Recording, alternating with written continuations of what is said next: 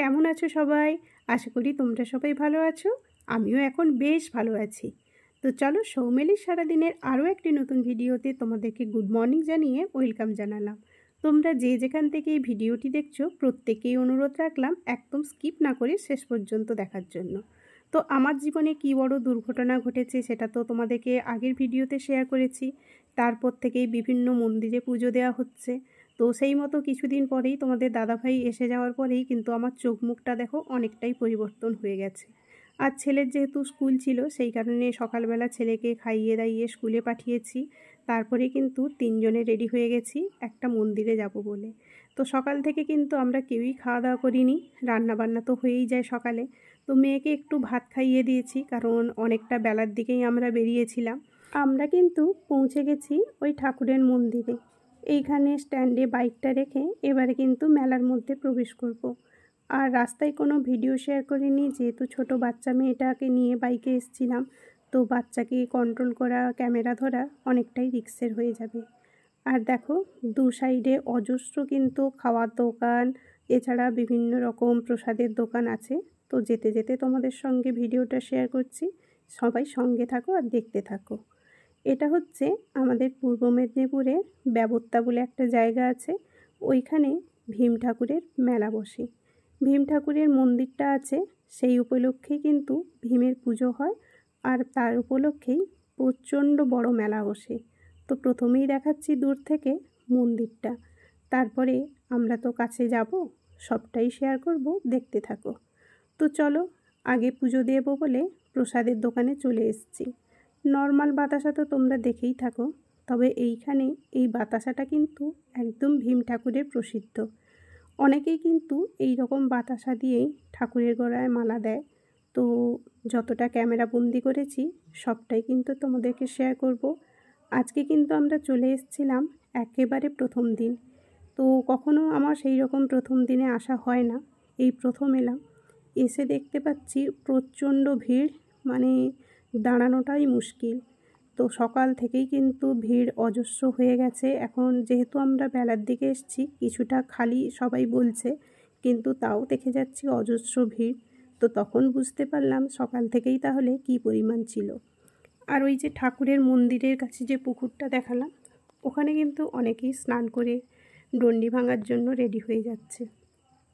তো আমি তো তোমাদেরকে আগেই ভিডিওতে শেয়ার করেছিলাম যে আমি সত্যিই প্রচণ্ড ভগবানে বিশ্বাসী। তো অনেকেই হয়তো নানা রকম মন্তব্য করতে পারো।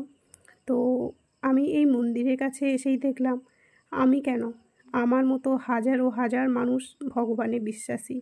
তা না হলে মানুষরা এই রকম মানত করে? তো আমি কিন্তু এখন লাইনে দাঁড়িয়ে আছি, প্রচণ্ড লাইনে ভিড়। তবে এখানের সিস্টেমগুলো দেখলাম খুবই সুন্দর। আমরা পুজো দেব বলে এটা আমাদের পুজোর লাইন। তো এইরকম যারা অঞ্জলি দেবে তাদের লাইন অন্য একদিকে, যারা এই যে ডন্ডি ভেঙে যাচ্ছে তাদের লাইনটা একদিকে, যারা মানত করে আছে বাতাসা হরিলুট দেবে তাদের লাইনটা একদিকে। তো যেহেতু প্রচণ্ড বড় মেলা বসে বা প্রচণ্ড লোকের ভিড়, সেই কারণে এই যে দেখতে পাচ্ছ আমরা দূরে লাইনে দাঁড়িয়ে আছি। ওই রোয়ের মধ্যে থেকে কিন্তু আমাদেরকে প্রবেশ করতে হবে, ওই যে অঞ্জলি দেওয়ার পুজো দেওয়ার লাইন। আর যারা ওই যে ডন্ডি ভেঙে যাচ্ছে তাদেরও কিন্তু আলাদা লাইন আছে। আর এই যে দেখাচ্ছি দেখো, এই যে উঁচু যে পাটাতনটা আছে ওর ওপরে কিন্তু আমাদেরকে সিঁড়ি থেকে উঠতে হবে। যেহেতু এরা ডন্ডি ভেঙে যাচ্ছে ওদের জন্য কিন্তু দেখো এই নিচ থেকে খুব সুন্দর ব্যবস্থা আছে।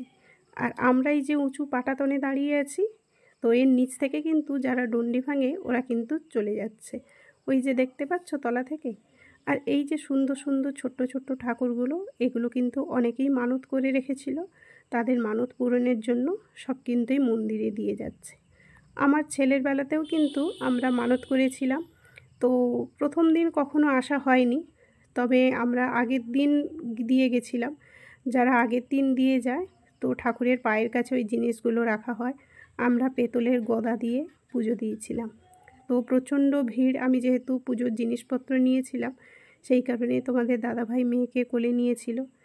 আর এইভাবে কখনো সিঁড়ি থেকে আমি নামিনি, সেই কারণে খুব ভয় করছিল বলে তোমাদের দাদাভাই কোলে নিয়েছিল।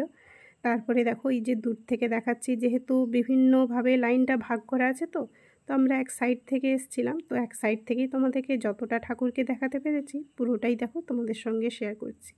তো ঠাকুরের চেহারাটা হয়তো দূর থেকে তোমরা কিছু বুঝতে পারছো না, যেহেতু এক সাইড থেকে।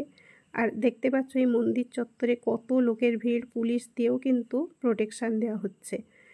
তো চলো, মোটামুটি এই রকম আমি কিন্তু পুজো দিয়েছিলাম। তো আমরা কেবলমাত্র এসেছি পুজো দেওয়ার জন্য, হঠাৎ করেই যেহেতু প্রোগ্রাম হয়েছে। আর একটু মন খারাপও করছিল ছেলের জন্য, যেহেতু ছেলেও স্কুলে চলে গেছে। আর ভাবলাম যে ছেলেকে নিয়ে আসলেও ভালো হতো, কিন্তু কিচ্ছুই করার নেই, যেহেতু ছেলের পরীক্ষার সময়টা স্কুলে অ্যাটেন্ড করতেই হবে। তারপরে কিন্তু আমরা একটু চলে এসেছিলাম এইখানে দোকানে, যে ছেলের জন্য কিছু নিয়ে যাব। তো এইরকম এখান থেকে একটা সুন্দর ফটো ফ্রেম নিয়ে নিয়েছিলাম, কারণ তোমাদের দাদাভাইয়ের প্রচণ্ড ঘর সাজানোর শখ। তারপরে কিন্তু বাড়ি চলে এসেছিলাম আমরা, যেহেতু রান্নাবান্না হয়েই ছিল। এবার একটু খাওয়া দাওয়া করে নেব। আর ওখান থেকে একটু জিলিপি আর ছেলে মেয়ের জন্য একটু টুকটাক খেলনা নিয়ে এসেছিলাম। এই যে খাওয়া দাওয়া ঢাকা আছে, চলো এবার একটু খাওয়া দাওয়া করে নিই। তো আবার তোমাদের সঙ্গে সন্ধেবেলা দেখাচ্ছে। এই যে হলুদ টুপিটা কাছে দেখতে পাচ্ছ, এটা কিন্তু আমার ছেলে দাঁড়িয়ে আছে। আমাদের মহিষাদলের কাছাকাছিও কিন্তু একটা ভীমের মেলা বসে। তো ওইখানকার মতো অতটা বড় না হলেও কিন্তু মোটামুটি ভালোই ভিড় হয়, এসে দেখলাম। তো যেহেতু ছেলেকে সকালে নিয়ে যাওয়া হয়নি, তো তোমাদের দাদাভাই বললো চলো এইখানে কাছাকাছি ওকে দেখে নিয়ে আসি। তো এই মতো ছেলেকে নিয়ে চলে এসেছিলাম। ছেলে এসেও কিন্তু খুব আনন্দ পাচ্ছিল। এই যে এত ভিড় দেখছো, শুধুমাত্র কিন্তু বাতাসা কোড়ানোর জন্য। তো চলো, যাই হোক, এই রকম মোটামুটি আমরা আস্তে আস্তে দিনগুলো কাটাচ্ছিলাম, আর আমিও আস্তে আস্তে সুস্থর পথে এগোচ্ছিলাম। তো আজকের ভিডিওটা এখানেই শেষ করছি। ভালো লাগলে অবশ্যই লাইক, কমেন্ট, শেয়ারের সঙ্গে সাবস্ক্রাইব করে রেখো। দেখা হচ্ছে পরের ভিডিওতে। ততক্ষণ সবাই ভালো থেকো, সুস্থ থেকো, টাটা।